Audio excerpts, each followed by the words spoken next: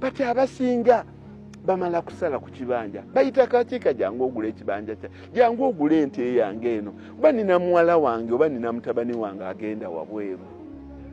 For how long?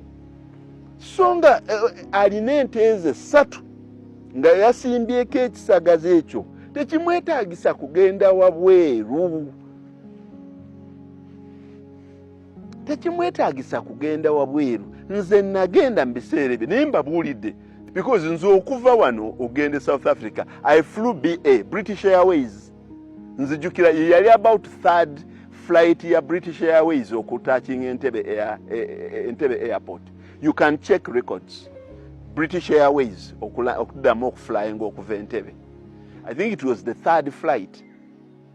Yam flying nenkomya Gaborone kubanga passport zaffe zalinga tezitukiriza kuyingira mu South Africa direct.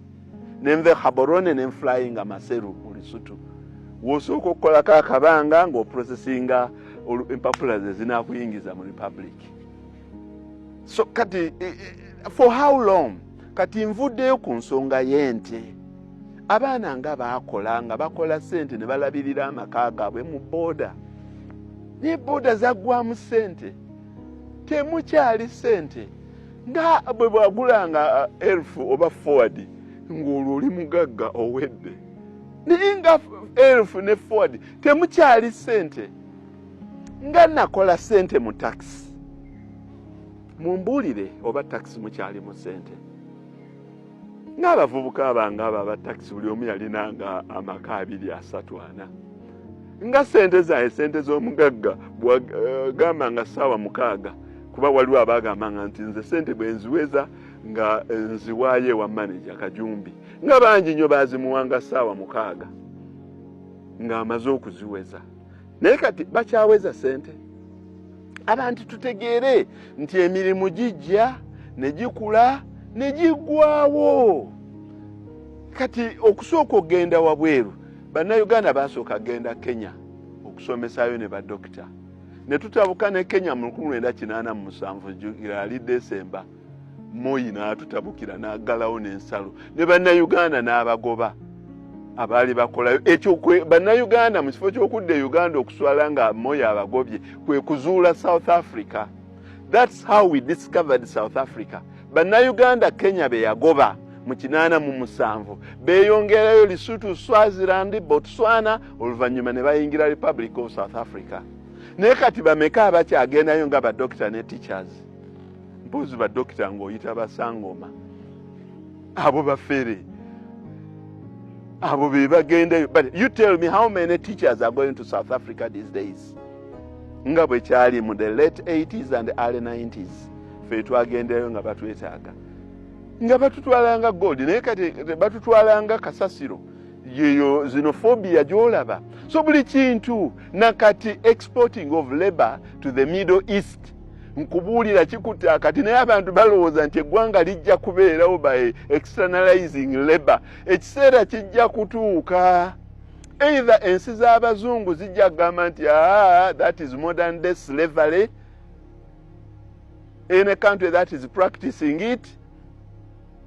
Kubanga ensi endala ziri structured nnyo mu kintu ekyo nga Philippines, India.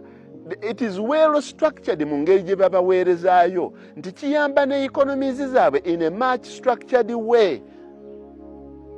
Gwe mbuulira, you tell me whether Kenya nayo exportinga aba youth baayo the way Uganda is. You tell me whether Tanzania is doing it. You tell me whether there are as many Rwandans proudly boarding planes to go to the Middle East as maids. Tell me, what is the difference? Why? Why Uganda? A country that is blessed as it is. So Kachika's aim is not to counter government policy, not to counter sources of income. Ne kucheninako obusobozi kanjigirize abavubuka. Kati nze ndaba oluguudo lwonna lukwatiridde ebisagazi abantu basibako obubuzi bwabwe. Bwe kinaabanga abantu bagoberedde ebirowoozo byange mba hafu ye eka y'ebisagazi n'oliisa ente z'amatanya n'otufunanga lita z'amataago 5 oba 6 buli lunaku ew'omuwarabu awanyowaawo. Tutandike kufaafaagana na kunoonya katale k'amata naye nga sigenze mu malungu mu buddu. Why did we leave those foreign countries? Why did I leave after 10 years when I had got permanent residence and citizenship? Because abantu abamu bategeera nti egundi obukyalo tebuli babwammwe. Whether we want it or not, ekintu ekyo kijja kutuuka ekiseera kikome. Kati bwe kinaakoma abaana baffe abavubuka bonna siwakanya programs za government nziraba, but I have clearly seen abaana bonna bebawadde sente ezo miliyoni 1.5 bazigulamu smartphone ne bagloka bagenda ku TikTok ate ne bafumirako ne government ne bafumirako n'abantu abalala. Buno obusente bwemwatuwa bangi nnyo naddala ababoda abatera okunvuga nange katono nfiirwa abalaalo bange kubanga nabawandiisaayo buli yazifuna ekirungi ekyange abalaalo balungi bo bazenywera mu mwenge okumala wiiki namba paka lwe zaabagwako ne badda ku mirimu gyabwe. Toyinza kulaakulanya ggwanga mu kugaba sente.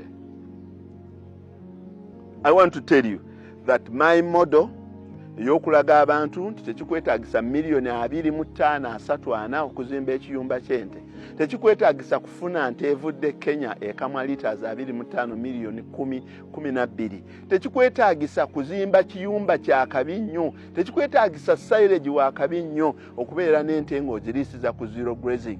I want to tell all the pattern sundry, njagala okutegeeza buli muntu yenna abantu ekiba enkalejingisiza mbagambe bajje ewange. Njagadde okubalaga nti omusajja omugagga asobola okuzimba ebiyumba ebyakabye ennyo bino bye mulaba ku gundi. Ye yakwata bukwasika litunsi n'asima ebinnya n'aseekamu n'akuba waggulu emisumaali n'aleka ekibangirizi kinene kimu wano kimu wali n'agula n'ente mwankole eza cross nga nungi n'azireeta n'aziriisa.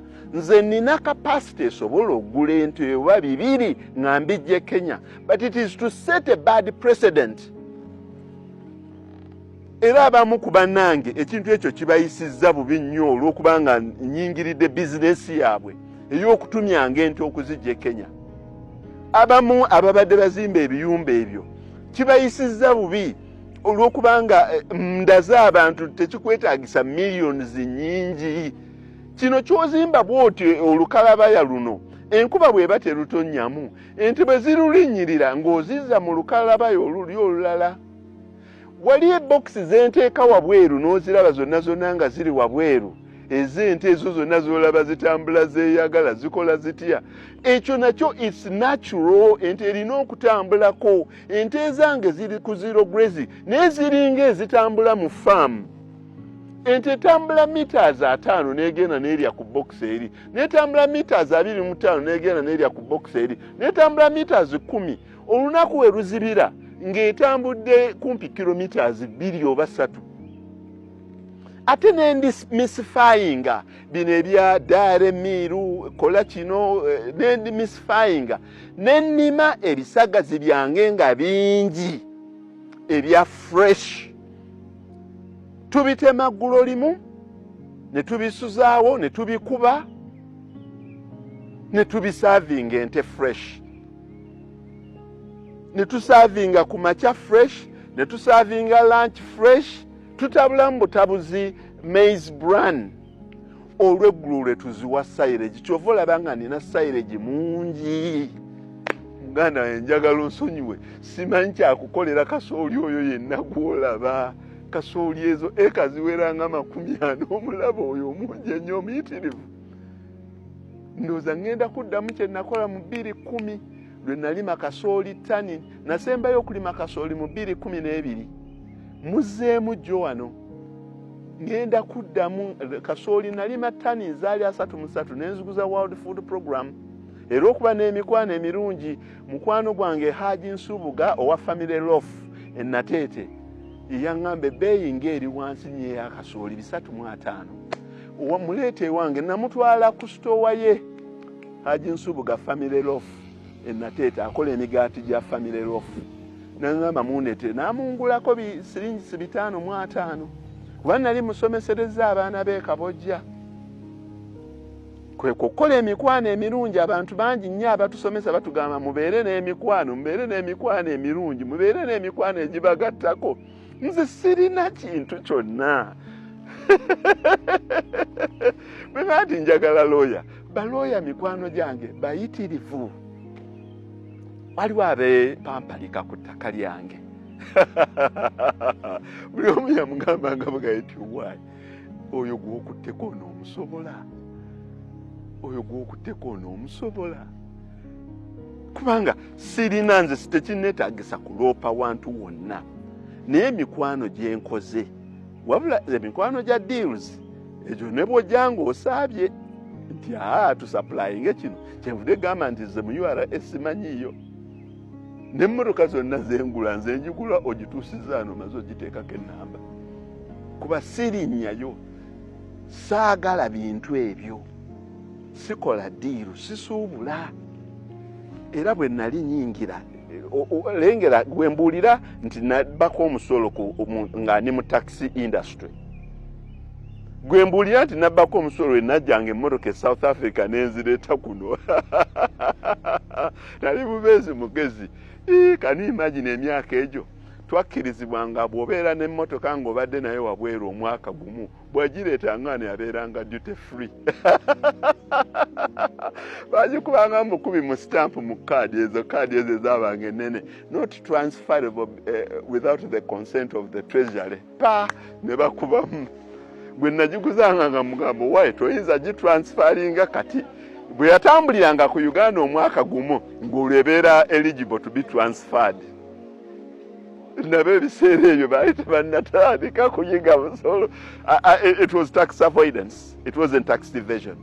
Nagulanga emmotoka yange South Africa nembeera nayo omwaka gumu ng'eri mu linnya lyange. Yes, bwe najjanga nayo wano nzize maze okulya amalawundi gange essaawa yange ddayo etuuka ng'abantu bagimpaamu ssente. Saalinanga musolo guli due. Nasasulanga PTA insurance nagisasuliranga Zimbabwe. Ngenzikiriza okutambula kuno emyezi 3. So sikola bintu bimenya mateeka, naye nkola ebintu ebiri straight, kati ndi miti. Olabye buli kasooli yenna waali timusimbiddwamu emiti emito.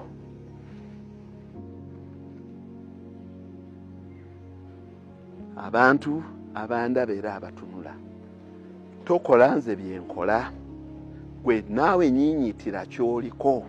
Oba real estate, oba ku building career yo, temuddukira kati ku kulima nti mbagambye nti ffenna tuddukire mu kulima. N'aba importinga mu importinge. Naye mubeere beegendereza nga mugenda mu kintu ekirina potential for growth. Ekintu ekisobola okugejja.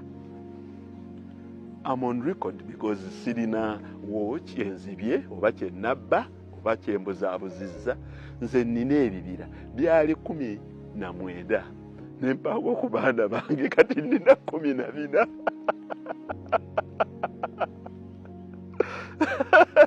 Ng'ebimu bya acres 160, endala 110, endala 7. Kati omuntu neyeebuuza ente ezo zonna anaazirisa atya? Tebamanyi nti nze ntema ebibira. Bwe kakutanda n'oshippinga konteyina ye ey'ebintu okugijja e Japan. Yes? Eba tennatuuka Mombasa ng'okyali ne ku URA busi okyagikiriyalinga. Nze mba naakatema emiti emirundi egi. Kubanga nze buli kintu nkikolera mu numbers. I want to educate you people about numbers. kati bwe mwalabye nti buli muntu atidde kuba temumanyi nti nina ebibira 14 kati 219 naye ebyange abantu abamanyi bakimanyi nina ebibira Naggala Lutengo Kakinzi Nabalanga kuno 2 Magoggo 2 Nkulagirire waliwo wennina ku byalo 3 byonna nga nabigatta Makukuba Kabulo nogenda kyonna kibira kyange belt egendeemu kati kyofa olaba nga nina kasoobya omungi kubanga buli wentema emiti nga nzizaamu emiti gyange kuba ye golodi wange naye olw'okuba buba bukyali buto luli nali sisimbangamu kasooli luli nawanganya abantu ne balimira mu kabeji ezaabe na buli kimu naye bwe nafunye ente kwega nti akangezeseeko ndabe kuba baŋŋamba nga kasooli takwatagana na miti kunze olimba ng'omuti tonnaguwa kigimusa nguwaako kadaapu kange ne NPK bulungi nnyo ngirabye gikula n'okusinga egiri aweereere gwe tokigenderedde n'olaba nti buli we nnina kasooli ebbali eno eriyo ekibira noonyaako bunoonya nti kati ntunzeeko miti ngitemye gino nga gikyali mito wansi nenzizaamu golodiki wange nenzizaamu emiti gyange kubanga nze obugagga bwange kati buyimiridde ku miti abantu balowooza ati nte wapi amata oyinza okutunda amata n'ogula Mercedes GLE 2020 2025 tosobola wadde empenkoni ebirungi mbyagala abaana tubasomeseza mu international school $13,000 oyinza okutunda amata n'osasula school fees za Vienna $13,000 oba otunda liters mbeka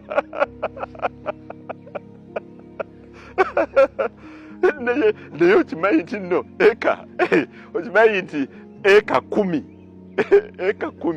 ez'emiti nze engeri zenzikyangamu eka 10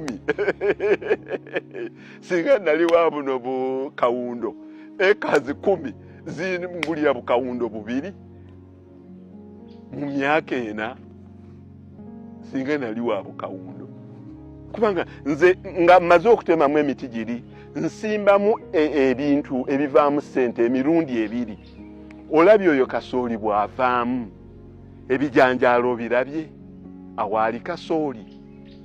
Do people know this? Abantu balimu kalitunsi ate ttaka ate kalitunsi ze nasimba kalitunsi wange namala kati ze nindiridde kufuna sente zange bakimanyi nti mu kalitunsi omwo bw'oba omusimbye ate omugyamu sente emirundi 2 nga tannaba kusaakaatira ebijanjaalo tebiriiwo tobirabye twebinyirira omumwola kasooli omwo mwonna ezo ekazi 40 bwe nzijjamu kasooli olowooza nzizaamu ki sigenda kusimba ekazi z'ebijanjaalo 40 olwo emiti girooke gikole ki giggalewo kyova olaba gundi yo teraga nensa